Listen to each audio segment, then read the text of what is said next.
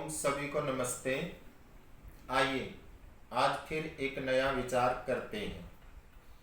आज हम विचार करेंगे कि कभी हमारे प्राचीन भारत में हमारी माताएं, नारियां कितनी श्रेष्ठ होती थी, कितनी सभ्य होती थी और कितनी संस्कारित होती थी।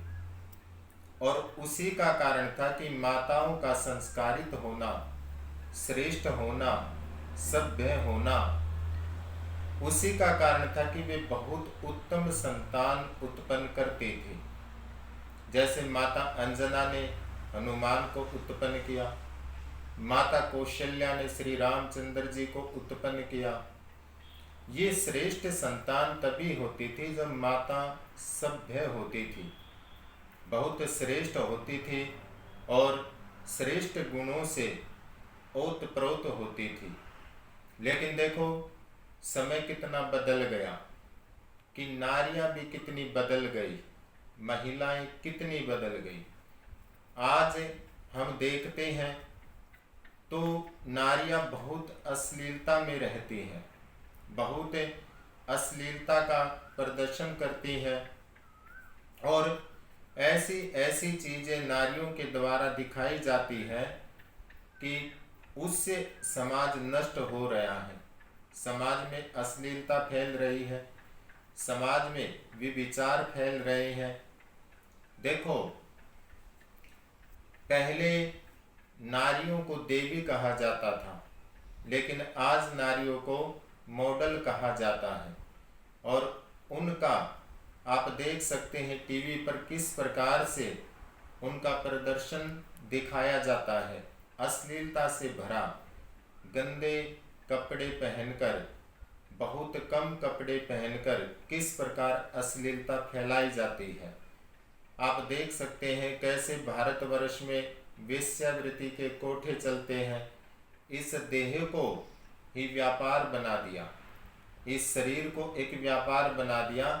जहां हमारे देश में ब्रह्मचर्य की शिक्षा बहुत अधिक होती थी, उस ब्रह्मचर्य का कैसे विनाश कर दिया गया कि वेश्यावृत्ति के कोठे खोल दिए गए। और आप देख सकते हैं आजकल तो बहुत होटल ऐसे हैं जो इन होटलों में इसी प्रकार के काम चलते हैं। वहां पर नौजवान जाते हैं और अपने ब्रह्मचर्य का विनाश करते हैं, अपने ब्रह्मचर्य को तोड़ देते हैं। लेकिन इतनी चीजें चल रही हैं देश में, इस देश का पतन करने के लिए, इस देश का विनाश करने के लिए, लेकिन फिर भी उस पर कोई ध्यान नहीं दिया जाता कि हमारे देश का पतन कैसे हो रहा है, किन कारणों से हो रहा है।